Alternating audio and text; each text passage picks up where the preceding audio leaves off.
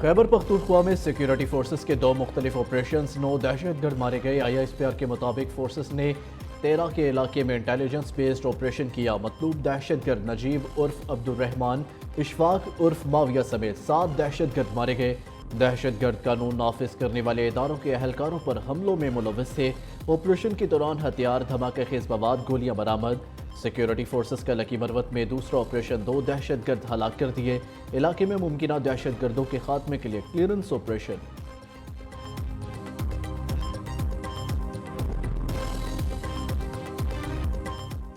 सुन्नी इत्तेहाद council की मखसूस नशिस्तों से मुतालिक केस की समाअत आज भी होगी। 2018 से 2024 में कैसे मखसूस नशिस्तें अलॉट की गई।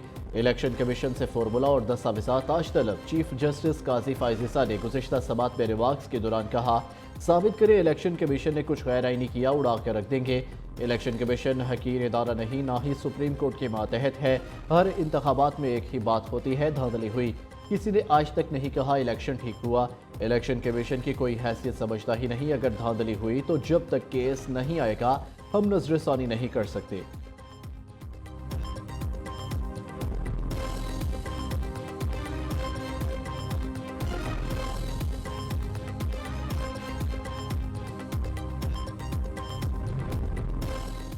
पीटीआई ने कानून के मुताबिक इंट्रा पार्टी इलेक्शन नहीं कराए। पार्टी टिकट पर बैरिस्टर गौहर की बतौर चेयरमैन दस्तखत हैं। टिकट जारी करते वक्त तहरीक इंसाफ की कोई कानूनी तंजीम नहीं थी।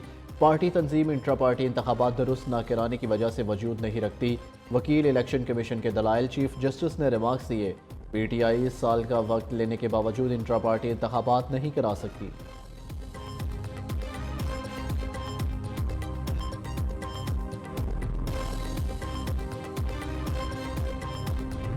सब लोगों ने देखा कि 70% लोग इस वक्त पीटीआई के साथ है। आइंदा तादाद के मुताबिक आपको बताएं 12 करोड़ 80 लाख का वोट है। 6 करोड़ वोट पोल हुआ है। 6 करोड़ पोल वोट में से 3 करोड़ वोट पीटीआई को मिला है। इसलिए ये 3 करोड़ लोगों की उम्मीदें हैं कि ये रिजर्व सीटें हमें मिले और फिर हम ये हमारी बहनों को और हमारे नॉन मुस्लिम भाइयों को इंशाअल्लाह ताला ये सीटें मिलेगी। बरवक्त लिस्टें फाइल की उम्मीद है, मखसूस नशिस्तें हमें मिलेंगी। आइन का तकाजा है, जिसने इलेक्शन लड़ा उसे सीटें मिलनी चाहिए। पीटीआई में फॉरवर्ड नहीं, सिर्फ बानी चेयरमैन का ब्लॉक है। चेयरमैन पीटीआई बैरिस्टर गौहर की मीडिया से गुफ्तगू। दूसरी जानिब पीटीआई कोर कमेटी इजलास में 3 अहम करारदादें मंजूर। बानी पीटीआई से उमर अयूब का इस्तीफा मंजूर न करने का मुतालबा। पार्टी डिसिप्लिन की खिलाफवर्जी करने वालों से सख्ती से निपटा जाएगा। JUI से मुज़ाकरात के लिए ग्रीन सिग्नल भी दे दिया।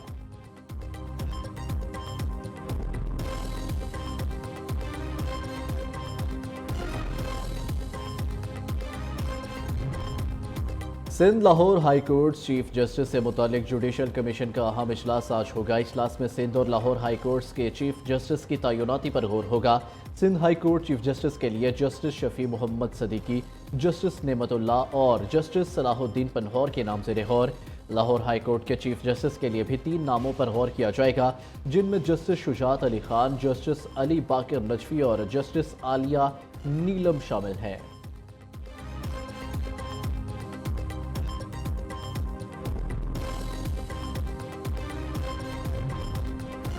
वज़ीर आज़म शहबाज शरीफ आज से ताजिकिस्तान का और काज़ाकिस्तान का दौरा करेंगे। वज़ीर आज़म ऑफिस के एलामी के मुताबिक वज़ीर आज़म ताजिकिस्तान के सदर और वज़ीर आज़म से मुलाकातें करेंगे। वो ताजिक पार्लियामेंट के ऐवान ज़ेरे के चेयरमैन से भी मुलाकात करेंगे। वज़ीर आज़म शहबाज शरीफ 3 से 4 जुलाई तक आस्ताना का दौरा करेंगे। वज़ीर आज़म शंघाई ताउन council of heads of state के 2 सरबराही इजलासों में शिरकत करेंगे।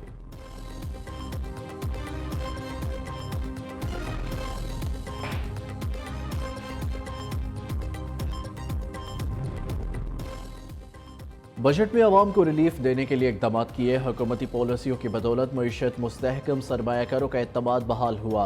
वज़ीर आज़म शहबाज शरीफ का मारूफ कारोबारी शख्सियात के वफ़द से मुलाकात में इज़हार ख्याल कहा, मुल्क माशी तौर पर दुरुस्त सिमत में गामजन, बरामदात में इजाफा अव्वलीन तरजीह है।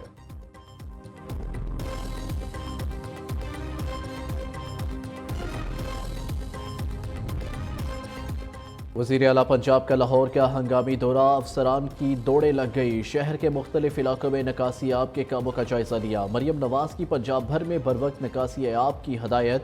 شہری نے وزیر اعلیٰ کی گاڑی روک لی۔ مریم نواز نے شہری کا مسئلہ سنا اور مکمل تعاون کی یقین دہانی کرائی۔ دوسری جانب وزیر اعلیٰ پنجاب کے روشن گھرانہ منصوبے کی منظوری مؤخر کر دی گئی۔ محکمے کو اہل افراد کے بارے میں دوبارہ تفصیلات فراہم کرنے کا حکم۔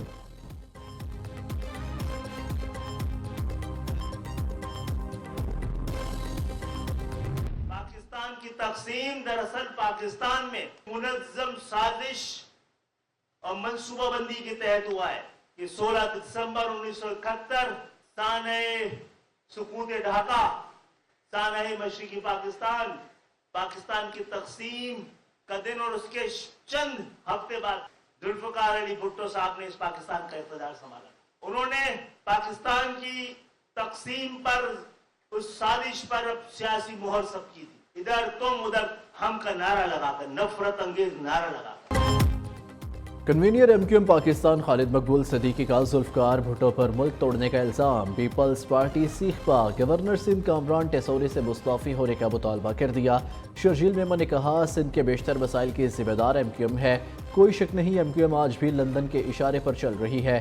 متحدہ کی رابطہ کمیٹی میں آدھے سے زیادہ لوگ سرکاری ملازم بیٹھے ہیں۔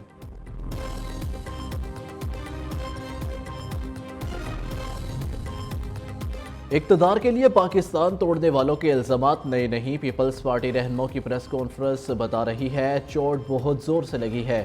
اپوزیشن لیڈر سندھ اسمبلی علی خورشیدی کی لفظی گولہ باری، کہا کوٹا سسٹم نافذ کر کے میرٹ کا قتل کرنے والے واویلا مچا رہے ہیں، شہری سندھ کے حق پر ڈاکہ ڈالنے والوں کو گھر تک چھوڑ کر آئیں گے۔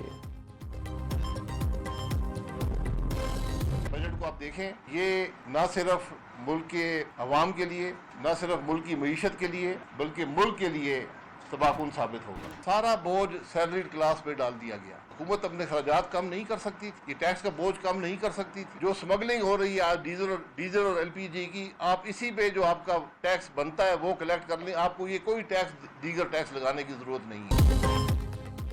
یہ بجٹ رہے گا یا ملک کی معیشت رہے گی، دونوں ایک ساتھ نہیں چل سکتے۔ شاہد خاقان عباسی نے حکومتی بجٹ کو تاریخ کا بدترین بجٹ قرار دے دیا، کہا سارا بوجھ تنخواہ دار طبقے پر ڈال دیا گیا، ٹیکس لگانے کی بجائے حکومت اپنے اخراجات کم کرے، ڈیزل ایل پی جی سمگلنگ پر ہی ٹیکس وصول کر لے تو کوئی ٹیکس لگانے کی ضرورت نہیں۔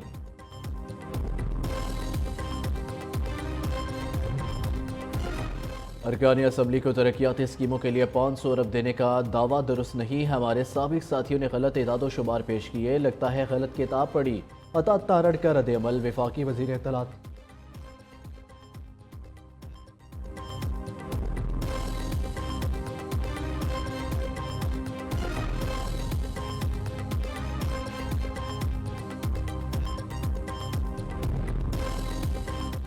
حق دو تحریک کا آغاز ہو چکا، اب دھرنے میں بیٹھ کر ہی حکومت سے بات ہوگی۔ امیر جماعت اسلامی کا الٹیمیٹم، حافظ نعیم الرحمان نے کہا ظالمانہ بجٹ کے خلاف ملک گیر ہڑتال پر مشاورت کر رہے ہیں، بجلی میں اضافہ، ٹیکسز کی بھرمار کے خلاف 12 جولائی کو اسلام آباد میں دھرنا دیں گے۔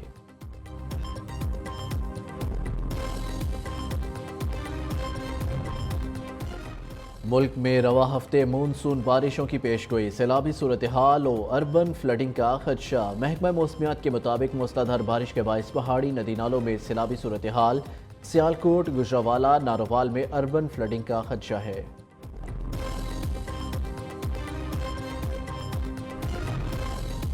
مہنگائی اور ہوشربا بجلی بلز کے خلاف تاجر سراپا احتجاج، اسلام آباد، راولپنڈی، لاہور، پشاور اور دیگر شہروں میں علامتی شٹر ڈاؤن ہڑتال۔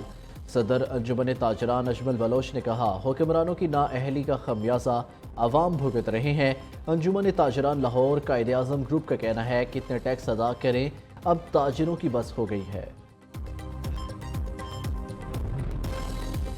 کراچی والے دوہرے عذاب میں مبتلا، شدید گرمی اور بجلی کی غیر اعلانیہ لوڈ شیڈنگ، لیاقت آباد کے علاقہ مکین بھی بھر گئے۔ مشتعل افراد کا کہ الیکٹرک کے دفتر پر دھاوا، خوب پتھراؤ کیا، 2 گاڑیوں کے شیشے توڑ دیے۔ شہر قائد میں ہیٹ سٹروک سے مزید 6 افراد انتقال کر گئے۔ محکمہ صحت حکومت سندھ کے مطابق 21 سے 30 جون تک ہیٹ سٹروک سے 45 افراد جاں بحق ہوئے۔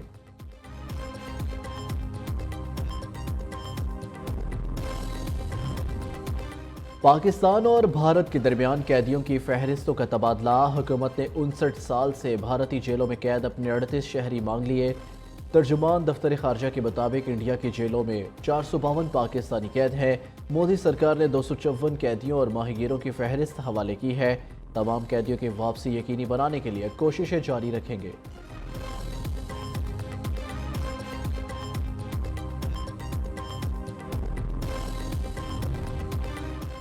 راولہ کوٹ سے 19 قیدیوں کے فرار پر آزاد کشمیر حکومت کا ایکشن۔ آئی جی جیل خانہ جات کو عہدے سے ہٹا دیا گیا۔ جیل ڈپٹی سپرنٹنڈنٹ سمیت 7 اہلکاروں کے خلاف تحقیقات شروع۔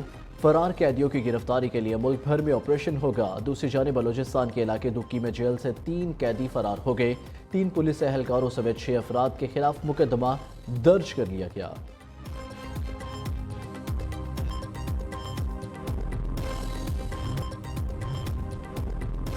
امریکی سپریم کورٹ نے مجرمانہ کیسز میں سابق صدر ٹرمپ کو جزوی استثناء دے دیا۔ سپریم کورٹ نے کہا کہ ڈونلڈ ٹرمپ کو سابق صدر کی حیثیت سے اپنے خلاف مقدمات میں کچھ استثناء مل سکتا ہے۔ سابق صدور کو اپنے بنیادی آئینی اختیارات کے لیے مکمل استثناء حاصل ہے۔ ٹرمپ نے سپریم کورٹ کے فیصلے کو جمہوریت کے لیے بڑی فتح قرار دے دیا۔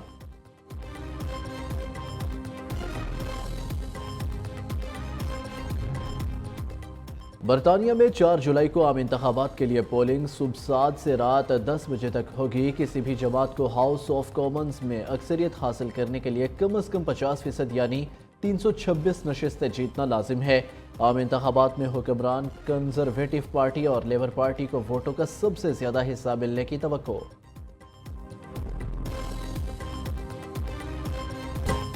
اور اداکار ننہا کا مخصوص مزاحیہ انداز آج بھی چہروں پر رونق بکھیر دیتا ہے۔ لازوال اداکاری سے دیکھنے والوں کے چہروں پر خوشیاں بکھیرنے والے کامیڈین ننہا آج بھی پرستاروں کے دلوں میں زندہ ہے۔